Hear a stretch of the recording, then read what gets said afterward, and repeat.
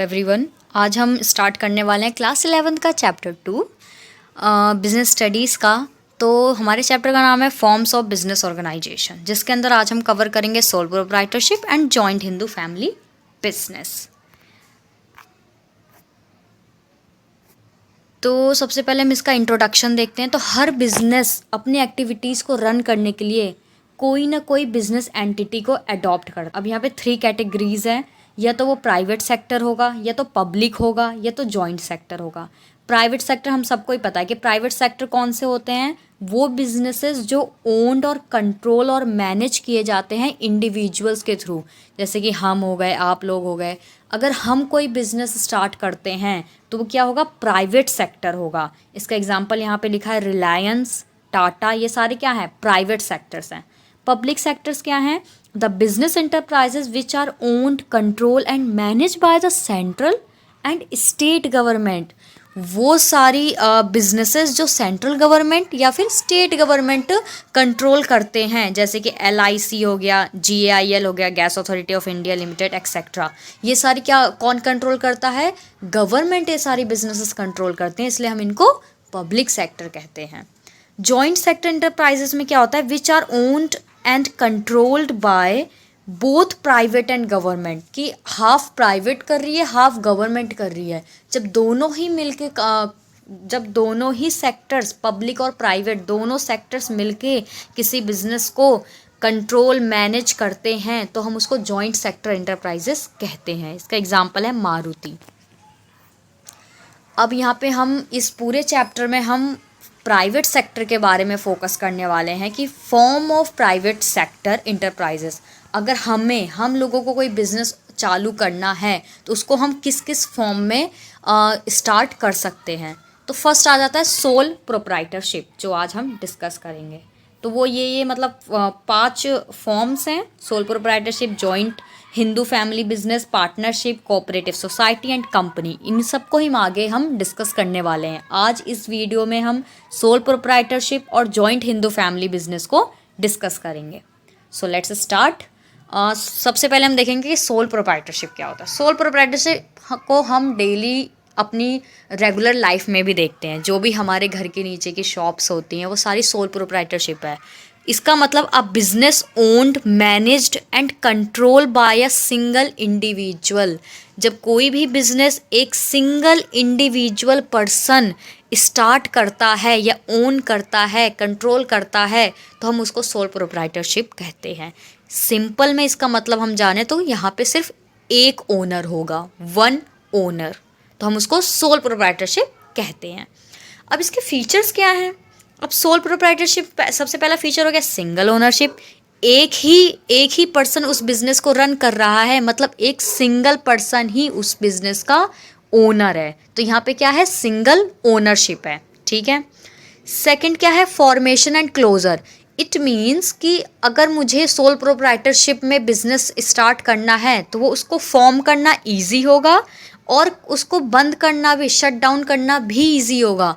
जैसे कि अगर मैं सोल प्रोप्राइटरशिप में बिज़नेस खोल रही हूँ तो मैं अपनी शॉप स्टार्ट कर दूँगी, मुझे उसके लिए कोई लीगल अथॉरिटी नहीं चाहिए। अब मुझे उसके लिए बहुत सारे लोगों को भी नहीं मनाना, मतलब कुछ भी खास उसके लिए नहीं करना है। बस मुझे ईजिली अपना बिजनेस मैं स्टार्ट कर सकती हूँ, और अगर मुझे अपना बिजनेस बंद करना होगा तो मैं ईजिली शट डाउन भी कर सकती हूँ। उसके लिए मुझे किसी को नोटिस नहीं देना, किसी को कोई प्रॉफिट किसी में डिवाइड नहीं करना, किसी से पूछना नहीं है। मेरा मन करा, मैंने शट डाउन कर दिया अपना बिजनेस। थर्ड पॉइंट है अनलिमिटेड लाइबिलिटी। अनलिमिटेड लाइबिलिटी का मतलब है कि एक ही अकेला पर्सन उस बिजनेस का ओनर है, तो अगर वो अकेला उसका प्रॉफिट लेगा तो उसका लॉस भी तो झेलेगा। मतलब उसके पास अनलिमिटेड लाइबिलिटीज़ हैं। कल को अगर उसको बहुत ज़्यादा लॉस हो जाता है बिजनेस में तो उसकी पर्सनल एसेट तक बिक सकती हैं, तो वो सारी लाइबिलिटी उसको अकेले ही झेलनी पड़ेंगी, उठानी पड़ेंगी। फोर्थ पॉइंट है वन मैन कंट्रोल, कि यहाँ पे सिर्फ वन पर्सन का ही पूरे बिजनेस पे कंट्रोल होता है, जिसकी वजह से क्या होता है, डिसीजन मेकिंग ईजी हो जाता है। कि हमें किसी से 2-3 लोगों से पूछ के एंड देन उसको पूरा डिस्कस करके डिसीजन नहीं लेना होता। मेरे माइंड में आया कोई भी आइडिया, मैंने इम्प्लीमेंट कर दिया। तो यहाँ पे वन मैन कंट्रोल है और यहाँ पे किसी का कंट्रोल नहीं है, सिर्फ एक पर्सन का कंट्रोल है। अब हम देखेंगे कि सोल प्रोप्राइटरशिप के मेरिट्स या एडवांटेज एक ही बात होती है और डीमेरिट्स और डिसएडवांटेज एक बात होती है। तो सबसे पहले हम देखते हैं कि मेरिट्स क्या हैं इसकी। तो पहला मेरिट है क्विक डिसीजन, जैसे मैंने अभी डिस्कस भी करा कि एक अकेला पर्सन है तो उसको डिसीजन लेने में कोई भी प्रॉब्लम नहीं आएगी, उसको किसी से भी डिस्कस करने की ज़रूरत नहीं है, उसके माइंड में आया, उसको सही लगा, उसने वो डिसीजन इम्प्लीमेंट कर दिया। सेकेंड पॉइंट है कॉन्फिडेंशियली। इसका मतलब है कि अगर मैं अकेले बिजनेस अपना रन कर रही हूँ तो मेरे जो भी मेरे सीक्रेट्स होंगे बिजनेस के वो कहीं भी बाहर नहीं निकल पाएंगे, मतलब कि मेरे सीक्रेट्स लीक नहीं होंगे। तो मैं एक कॉन्फिडेंट को मेरे बारे में और कोई जानता ही नहीं है, मेरे बिजनेस के अंदर क्या चल रहा है या कुछ भी हो रहा है तो कोई नहीं जानता, मेरे सारे सीक्रेट सेव हैं, तो मैं कॉन्फिडेंटली बिजनेस को आगे रन कर सकती हूँ। थर्ड है डायरेक्ट इंसेंटिव। डायरेक्ट इंसेंटिव का यहाँ पे मतलब है कि अगर मैं अकेले बिजनेस को रन कर रही हूँ तो मैं अगर एक्स्ट्रा वर्क करूँगी तो एक्स्ट्रा रिवॉर्ड भी मुझे ही मिलेगा। यहाँ पे और कोई भी दूसरा पर्सन नहीं है जिसको रिवॉर्ड मिलेगा। अगर मैं खुद अपने आप को मोटिवेट एक्स्ट्रा वर्क करूँगी, एक्स्ट्रा बेनिफिट मिलेगा तो मैं और ज़्यादा मोटिवेटेड फील करूँगी। फोर्थ पॉइंट है इसका easy to form and dissolve. मतलब इसको फॉर्म करना भी इजी होता है और इसको डिज़ोल्व करना भी इजी होता है, जैसे मैंने फीचर्स में डिस्कस करा था। अब इसके डीमेरिट्स और डिसएडवांटेजेस देखते हैं सोल प्रोप्राइटरशिप के क्या हैं। सबसे पहला है लिमिटेड रिसोर्सेज। अगर एक सिंगल पर्सन किसी बिजनेस को रन कर रहा है तो उसके पास कैपिटल भी लिमिटेड ही होगी, उसके पास जो अदर रिसोर्सेज होंगे वो भी लिमिटेड ही होंगे। तो यहाँ पे क्या है, उसका जो रिसोर्सेज हैं वो लिमिटेड है, तभी जो भी सोल प्रोप्राइटरशिप बिजनेसेस होते हैं ज़्यादातर स्मॉल स्केल पे ही होते हैं क्योंकि उनके पास इतना ज़्यादा रिसोर्सेज नहीं होते हैं, लिमिटेड रिसोर्सेज होते हैं। सेकेंड पॉइंट है limited life of a business. यहाँ पे है कि अगर इन बिजनेसेस की लाइफ जो होती है बहुत शॉर्ट होती है, जैसे कि अगर हम देखते हैं कि रिलायंस, टाटा, ये कितने सालों से चलते हुए बिजनेसेस आ रहे हैं क्योंकि ये बहुत लार्ज स्केल बिजनेसेस हैं।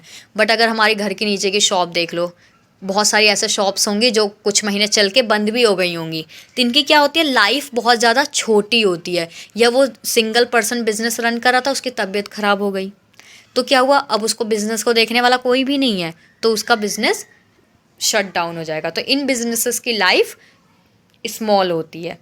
अगला है अनलिमिटेड लाइबिलिटी। यहाँ पे वही सेम बात आ गई कि यहाँ पे बहुत अनलिमिटेड लाइबिलिटीज़ हैं। इट मीन्स यहाँ पे जो भी लॉस होगा सारा सिंगल पर्सन को उठाना पड़ेगा और इसमें उसकी जो पर्सनल एसेट्स हैं वो भी बिक सकती हैं, मतलब उसकी पर्सनल प्रॉपर्टीज़। फोर्थ पॉइंट है लिमिटेड मैनेजरियल स्किल। मैं एक सिंगल पर्सन बिजनेस रन कर रहा है तो वो सारी चीज़ हर किसी चीज़ में बेस्ट नहीं हो सकता, हर कोई एक पर्टिकुलर फील्ड में बेस्ट होता है। तो वो अगर इसमें सोल प्रोप्राइटरशिप में एक सिंगल पर्सन को ये सब चीज़ें संभालनी पड़ रही हैं, मतलब वो ज़्यादा मैनेजरियल स्किल्स उसके अंदर नहीं है, लिमिटेड स्किल्स ही हैं उसके अंदर, तो बिज़नेस वो ज़्यादा अच्छे से भी रन नहीं कर पाएगा। अब हम देखेंगे कि हिंदू अनडिवाइडेड फैमिली या फिर हम इसको जॉइंट हिंदू फैमिली भी कहते हैं, तो ये क्या है। तो इसका जॉइंट हिंदू फैमिली का मतलब है the business carried out by the member of a Hindu undivided family. नाम से पता चल रहा है, हम कहते हैं ना जॉइंट फैमिली। जॉइंट फैमिली का मतलब है कि जो पूरी जॉइंट फैमिली में जो उस जॉइंट फैमिली का मेंबर है वही बिजनेस को रन कर रहा है। जो पूरी फैमिली का सबसे बड़ा मेंबर होगा, सीनियर होगा जो, वो कहलाता है कर्ता, और जो कर्ता होता है उसी के ही कंट्रोल में सब कुछ होता है, वही बिजनेस रन करता है, वही डिसीजंस लेता है, सब कुछ उसके हाथ में होता है, कर्ता के हाथ में। तो इसके अंदर जो बिजनेस होता है वो फैमिली के एक मेंबर जो होता है वही कैरिड आउट करता है, और जो सबसे सीनियर मेंबर होता है फैमिली का वो बिजनेस को मैनेज कंट्रोल करता है, सारे डिसीजंस लेता है, और उस सीनियर मेंबर को हम कर्ता कहते हैं। अब इसके फीचर्स देखें हम, तो इसके फीचर्स में सबसे पहला है फॉर्मेशन। मतलब अगर मुझे जॉइंट हिंदू फैमिली बिजनेस करना है तो मैक्सिमम एक तो मेरी कोई फैमिली बिजनेस होना चाहिए, फैमिली बिजनेसेस में ही होता है ये ज़्यादातर। मेरी कोई एंसेस्ट्रल प्रॉपर्टी होनी चाहिए कि मेरा फैमिली बिजनेस चलता आ रहा है, मैं उस फैमिली बिजनेस को कैरी ऑन कर रही हूँ। साथ में एटलीस्ट 2 मेल मेंबर्स होने चाहिए, 2 मेंबर्स तो होने चाहिए उस फैमिली में। तो यहाँ पे फॉर्मेशन ऐसे होता है। ये जो एक्ट पास किया गया था ये 1956 में ये एक्ट पास हुआ था जॉइंट हिंदू फैमिली का, जो कि फॉर्म करने के लिए 2 मेंबर्स होने चाहिए और कोई हमारा फैमिली बिजनेस होना चाहिए। सेकेंड है लाइबिलिटी। तो यहाँ पे जो भी लाइबिलिटी होगी सब लाइबिलिटी कर्ता उठाएगा, क्योंकि जो कर्ता कौन था, हमारा सीनियर मेंबर। तो सीनियर मेंबर ही सारे डिसीजंस ले रहा है, सारे सब कंट्रोल कर रहा है, मैनेज कर रहा है, सारे प्रॉफिट्स ले रहा है, तो लॉस भी तो वही लेगा। तो सारी जो लाइबिलिटी होगी वो कर्ता की ही होगी यहाँ पर। अगर कोई भी उसकी एसेट्स बिकेंगी, उसकी पर्सनल एसेट, तो वो कर्ता की पर्सनल एसेट्स बिकेंगी। थर्ड है कंट्रोल। अभी हम यही डिस्कस कर रहे हैं कितनी देर से कि कंट्रोल यहाँ पे किसका होता है, कर्ता का होता है। कर्ता कौन होता है, senior member of a family. Fourth point है यहाँ पे माइनर मेंबर। माइनर वो होते हैं जो 18 ईयर से कम होते हैं। तो यहाँ पे कोई भी माइनर की रिस्ट्रिक्शंस नहीं होती है। यहाँ पे जब जब जो भी मतलब जॉइंट हिंदू फैमिली बिजनेसेस करते हैं, वहाँ पे जब एक बेबी बॉर्न होता है तो वो उस बिजनेस का ओनर बन जाता है, उस बिजनेस का मेंबर बन जाता है। तो यहाँ पे कोई भी माइनर मेंबर की रिस्ट्रिक्शंस नहीं होती है। There is no restriction for a minor to become a member of a business. So आज के लिए इतना ही था। तो ये हमारे 2 फॉर्म्स हम कंप्लीट कर चुके हैं और हम बचे हुए 3 आगे वाली वीडियोस में कवर कर लेंगे। तो जल्दी ही आपको आगे की वीडियोस देखने को मिलेंगी। Thank you and please share with your friends.